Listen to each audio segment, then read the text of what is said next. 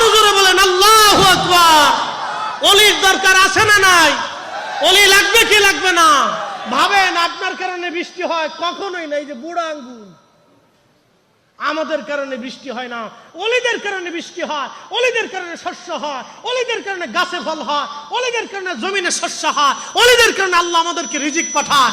না হলে এ জাতি যে পরিমাণে অপরাধ করে আর অন্যায় করে, আল্লাহর আকাশ থেকে তো বৃষ্টি হওয়া দূরের কথা, পাথর পড়ার কথা ছিল। পাথর পাথর পাথর পাথর পড়ার কথা ছিল, পাথর পড়ার কথা ছিল। সন্তান নিজের বাপরে খুন করে, বাবা সন্তান জবাই করে, স্বামী স্ত্রী জবাই করে, স্ত্রী স্বামী জবাই করে, মা সন্তানকে হত্যা করে। শিখ পরিচয় দিতেও তো লজ্জা করে। মা সন্তান হত্যা করে, সন্তান মা হত্যা করে, বাবা সন্তান জবাই দেয়, সন্তান বাবারও জবাই দেয়।